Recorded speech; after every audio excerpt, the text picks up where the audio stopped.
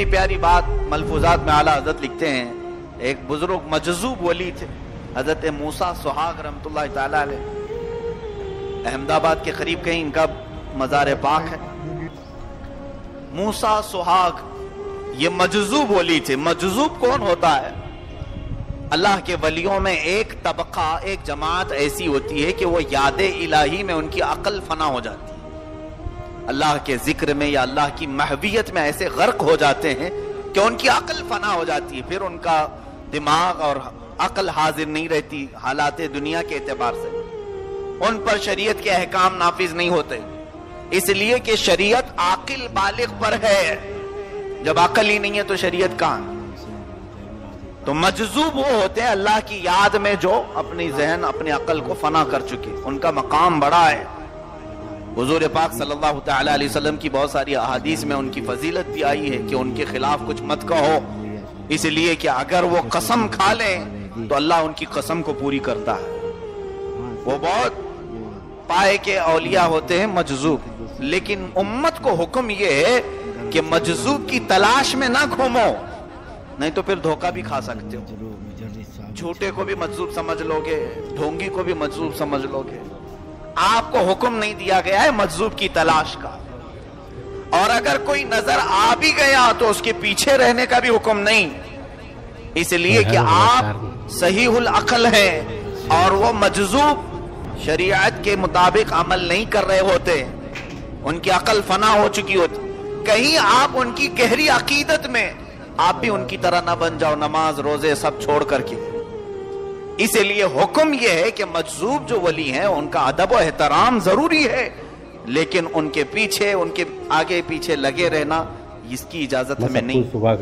موسیٰ سہاگ رحمۃ اللہ علیہ ایک ایسے مجذوب ولی تھے، سنیے ان کی بڑی بہت ساری کرامات ہیں، کبھی کبھار یہ چوڑیاں بھی پہن لیتے تھے۔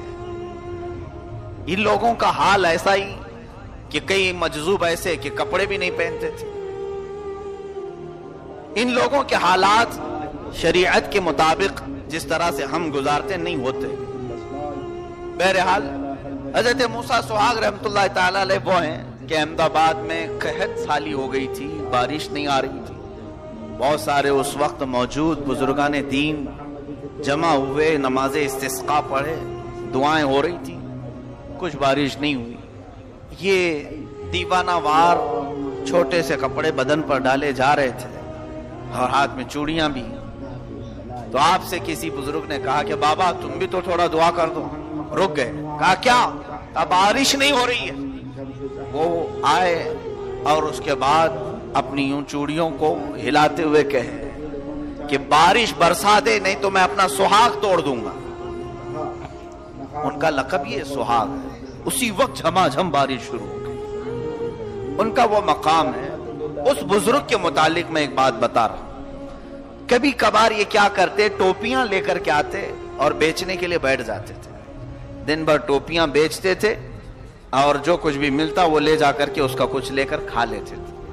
پورے دن بیٹھے رہے، ٹوپیاں خریدنے والا کوئی نہیں آیا، کوئی ٹوپی خریدنے والا نہیں آیا۔ شام کے وقت دل ان کا رونے لگا کہ آج میرا کیسے گزارا ہوگا۔ وہ ایسی ہی اپنی زبان سے بہت سارے جملے کہتے گئے اور اس کے بعد کہنے لگے کہ کیا حال ہو گیا دنیا کا کہ ایک ٹوپی نہیں خرید رہا کوئی۔ پھر ہاتف غیبی سے ندا آئی رب ذوالجلال کی طرف سے۔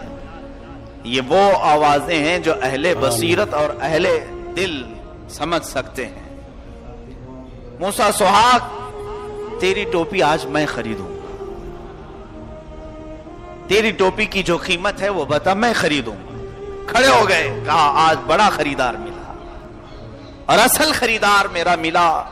ان اولیاء کا تعلق باللہ بہت مضبوط ہوتا ہے، جیسے حضرت موسیٰ علیہ السلام کے زمانے کے مجذوب کے متعلق بھی حدیث پاک میں ہے۔ آپ کوہ طور پر جا رہے تھے، ایک مجذوب نیچے بیٹھا باتیں ایسے کر رہا تھا، اے اللہ تو آجا میری گود میں بیٹھ، میں تجھے کنگھا کروں گا، تجھے کپڑے پہناؤں گا۔ یہ سب جملے تو کفریاں ہیں، اگر ہم کہہ دیں تو کافر ہو جائیں گے۔ موسیٰ علیہ السلام نے اسے تھپڑ رسید کی، خاموش، اللہ کی شان میں ایسے بولتا ہے۔ کوہ طور پر گئے، رب سے کلام کرنے کے لیے، جواب ہی نہیں آیا۔ بہت دیر کے بعد آپ نے پوچھا مولا کیا خطا ہوئی؟ رب تعالیٰ نے فرمایا میرے ایک محبوب بندے کو چپ کیوں کرایا؟ کہا وہ محبوب بندہ، کہا اس نے میری یاد میں اپنی عقل فنا کر دی، اب اس کی زبان سے جو بھی نکلتا ہے وہ مجھے پسند ہے، وہ مجذوب ہوتے ہیں۔ یہ موسیٰ سہاگ شام کے وقت رقص کرنے لگے، اچھل کود کرنے لگے، مجھے بڑا خریدار ملا ہے اور میں قیمت جو لگاؤں گا تجھے خریدنا ہوگا۔ اللہ اکبر۔ یہاں واقعات، کرامات، اولیاء کی بہت ساری چیزیں پڑھتے رہتے ہیں، ایک بالکل ڈیفرنٹ چیز، بالکل الگ چیز میں نے دیکھا۔ وہ موسیٰ سہاگ جنہوں نے اپنی عقل فنا کر دی، اس کے باوجود بھی عقل کہاں کو پہنچی جہاں ہم سب کی نہیں پہنچ سکتی۔ فرماتے ہیں اے رب میری ایک ٹوپی کی قیمت میں جو لگاؤں گا، رب تعالیٰ کی طرف سے ندا آئی بتا تیری قیمت کیا ہے؟ کہا میری قیمت یہ ہے کہ مجھے تو اتنا اونچا بنا دے کہ آسمانوں تک چلا جاؤں، اور اتنا چوڑا بنا دے کہ پوری دنیا میں پھیل جاؤں۔ مجھے اتنا بڑا بنا دے، اتنا چوڑا اور اتنا اونچا۔ دیوانہ وار باتیں۔ رب تعالیٰ کی طرف سے آواز آئی موسیٰ اس کس لیے یہ خواہش؟ سنو توجہ کے ساتھ مسلمانوں۔ فرماتے ہیں اے رب اس لیے کہ قیامت کے دن جب تو جہنم میں کسی کو ڈالے تو میں صرف اکیلا آؤں، میرے حبیب کی امت بچ جائے، تیرے نبی کی کوئی امت جا نہ سکے، صرف میں اکیلا سما جاؤں۔ مجذوب ہے، عقل فنا ہو چکی، لیکن یہ فکر امت مصطفیٰ صلی اللہ علیہ وسلم کی کہ اگر میرے ذریعے سے حضور کی امت بچ سکتی ہے تو بچ جائے، اور میں اس کے لیے کچھ بھی کرنے کو تیار ہوں۔ یہ فکر ہماری نہیں ہے آج ہم نے یہ سوچ رکھا ہے کوئی جاتا ہے تو جائے، گمراہ ہو رہا ہے تو گمراہ ہو جائے، بہکتا ہے تو بہک جائے، کچھ بھی کر لے، میرا کیا جا رہا ہے۔ یہ خیال مسلمانوں ہمارا نہیں۔ اللہ کے نبی صلی اللہ تعالی علیہ وسلم ایک جنازہ دیکھ کر رونے لگے، صحابہ نے فرمایا آقا یہ یہودی کا جنازہ ہے۔ اللہ کے رسول صلی اللہ علیہ وسلم کو یہ فکر کس بات کی تھی؟ فرماتے ہاں مجھے معلوم ہے وہ یہودی کا ہے، رو اس لیے رہا ہوں کہ اس کی زندگی میں اس تک پہنچ نہیں سکا، میں اس تک چلا گیا ہوتا تو شاید وہ ایمان لا کر آج جنت کی طرف جا رہا ہوتا۔ میرے عزیزو کہیں تو ہماری یہ فکر ہونی چاہیے کہ مجھ سے جتنا ہو سکے میں روک لوں، دوزخ میں جانے سے لوگوں کو بچا لوں۔